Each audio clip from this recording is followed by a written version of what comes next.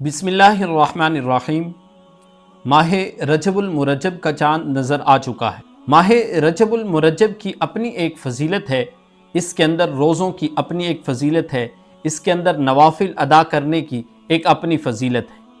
حضور نبی رحمت صلی اللہ علیہ وآلہ وسلم نے ارشاد فرمایا، جنت میں ایک نہر ہے کہ جسے رجب کہا جاتا ہے، جو دودھ سے زیادہ سفید اور شہد سے زیادہ میٹھی ہے۔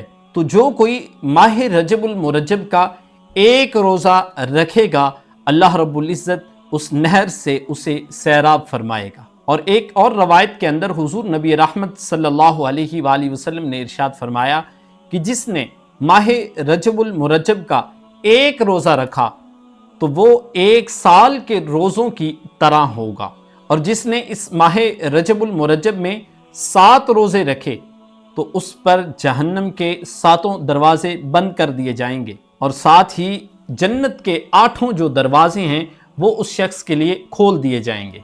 اور پھر جس نے اس ماہ میں 10 روزے رکھے، وہ اللہ رب العزت سے جو بھی مانگے گا مالک کائنات اسے عطا فرمائے گا۔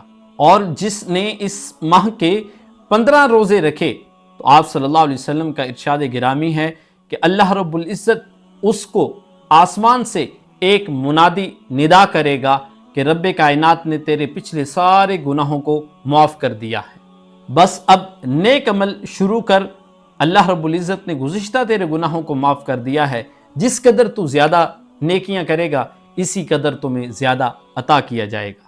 ناظرین محترم، رجب ان 4 مہینوں میں سے ہے جن کا ذکر اللہ رب العزت نے قرآن کریم فرقان حمید میں کیا ہے، اور یہی وہ مہینہ ہے کہ جس میں ہمارے پیارے رسول نبی رحمت صلی اللہ علیہ وآلہ وسلم معراج پر تشریف لے گئے، اور اللہ رب العزت کے ساتھ ہم کلام ہوئے، اور رب کائنات نے حضور کی امت کے لیے جو نمازوں کا تحفہ دیا وہ بھی اسی مہینے میں معراج کی شب اللہ رب العزت نے تحفہ عطا فرمایا۔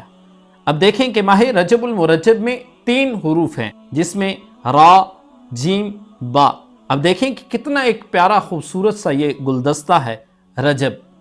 اب اس را کا کیا مطلب ہے؟ را سے مراد رحمت الہی ہے، جیم سے مراد بندے کا جرم ہے، اور با سے مراد بر یعنی احسان۔ گویا کہ اللہ رب العزت فرماتا ہے کہ میرے بندے کے جرم کو میری رحمت اور میرے احسان کے درمیان کر دو۔ اب ایک طرف اللہ رب العزت کی رحمت ہو، دوسری طرف احسان ہو، اور درمیان میں بندے کے جرم ہو، تو اللہ رب العزت اپنے اس بندے کے جرموں کو معاف فرما دے گا۔ علامہ صفوری علیہ الرحمہ فرماتے ہیں کہ رجب بیج بونے کا مہینہ ہے، اور شعبان آب پاشی کا مہینہ ہے، اور پھر جو رمضان ہے یہ فصل کاٹنے کا مہینہ ہے۔ اور رسول اللہ صلی اللہ علیہ وآلہ وسلم نے فرمایا کہ 5 راتیں ایسے ہیں کہ جس میں دعا قبول ہوتی ہے، اس میں ایک جو رات ہے وہ رجب کی پہلی رات ہے، پھر دوسرے نمبر پہ شعبان المعظم کی 15ویں رات، پھر تیسری جگہ پہ شب جمعہ یعنی جمعہ اور جمعرات کی جو درمیانی رات ہوتی ہے، اللہ رب العزت اس رات بھی دعاؤں کو قبول فرماتا ہے، اور پھر عید الاضحیٰ کی جو رات ہوتی ہے، اور اسی طرح جو عید الفطر کی رات ہوتی ہے، ان راتوں کو اللہ رب العزت بندے کی دعاؤں کو قبول فرماتا ہے۔ تو ناظرین محترم، یہ رجب المرجب کا مہینہ ہے، یہ فصل بونے کا مہینہ ہے۔